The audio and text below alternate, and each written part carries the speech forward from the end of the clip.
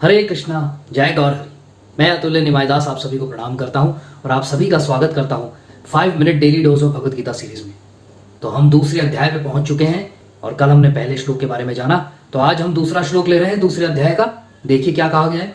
श्री भगवान उवाच कुतस्त्वाकश्मलमिदं विस्मये समुपस्थितम् अनार्यजुष्टम् अस्वर्गम् अकीर्तिकरम् अर्जुन। श्री भगवान ने कहा, हे अर्जुन, तुम्हारे मन में ये कल्मश आया कैसे? यह उस मनुष्य के लिए तनिक भी अनुकूल नहीं है जो जीवन के मूल्य को जानता हो। इससे उच्च लोक की नहीं अपितु अपयश की प्राप्ति होती है।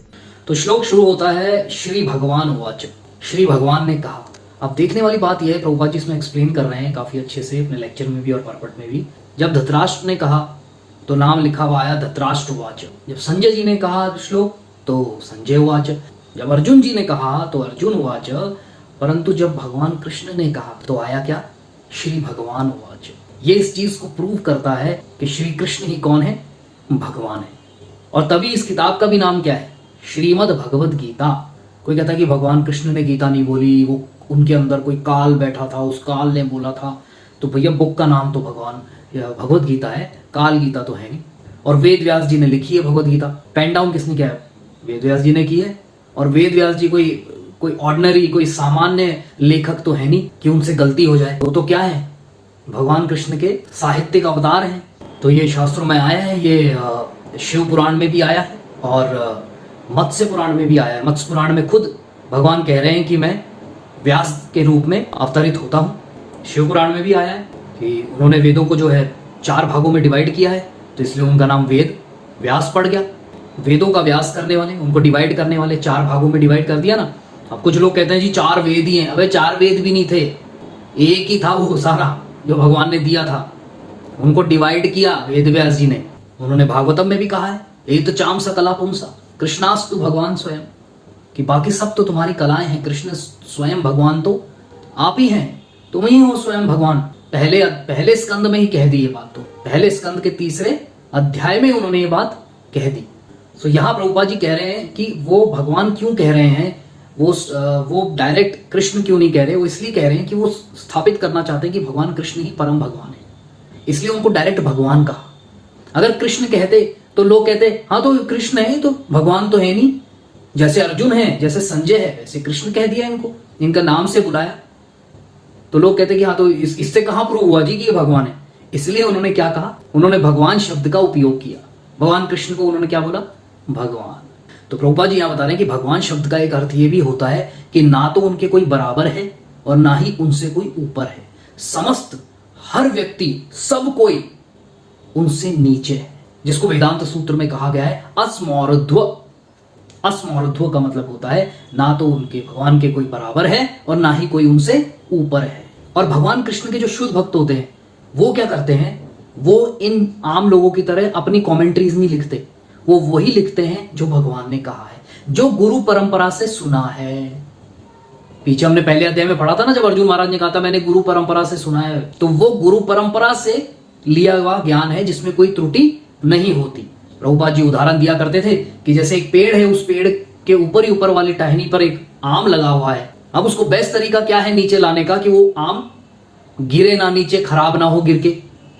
तो प्रभुपाद जी कहते थे कि हर टहनी पर एक व्यक्ति को खड़ा कर दीजिए, सबसे ऊपर वाला अपने नीचे वाले को दे, वो अपने नीचे वाले को दे, वो अपने नीचे वाले को दे, वो अपने नीचे वाले को दे, ऐसे एज इट इज वो आम, कोई भी चीज एज इट इज आपके हाथ में नीचे तक पहुंच जाएगी। उसी तरीके से ज्ञान होता है। तो ये कहां से शुरू होना चाहिए? भगवान श्री कृष्ण से।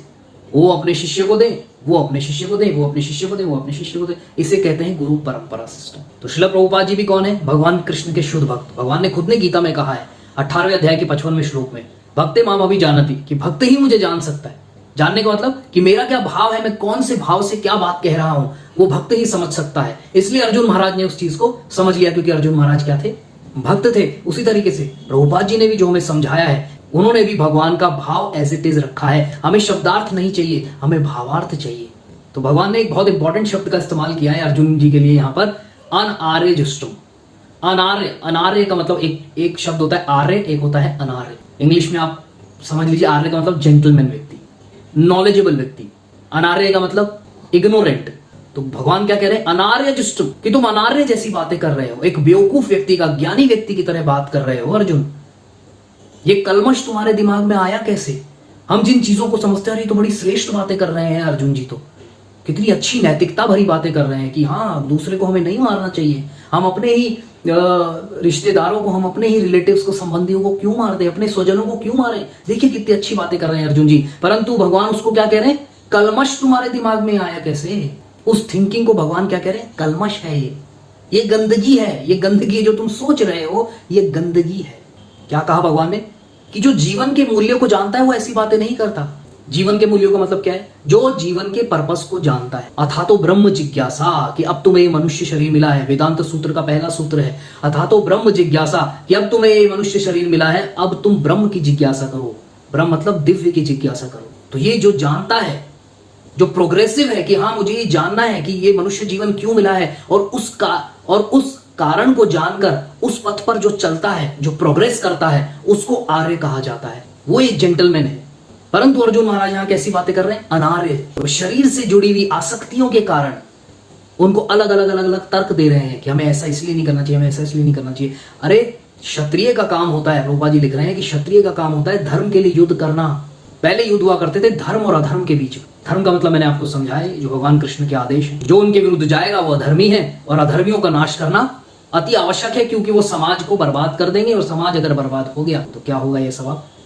तो यही कह के मैं विराम लूंगा, कल मिलेंगे आपसे अगले श्लोक के साथ। तब तक आप इन वीडियोस को शेयर करते रहिए, चैनल को सब्सक्राइब नहीं किया तो सब्सक्राइब कर लीजिए, फेसबुक पेज को लाइक कर दीजिए, और अगर आपने 14 घंटे का जो भगवद गीता का कोर्स है अभी तक नहीं सुना है तो प्लीज प्लीज प्लीज मैं आपसे हाथ जोड़कर रिक्वेस्ट करता हूँ, प्लीज उसे सुन लीजिए, वो बहुत ही ज्यादा इंपॉर्टेंट है। तो आपका बहुत बहुत धन्यवाद। हरे कृष्णा, जय गौर हरि।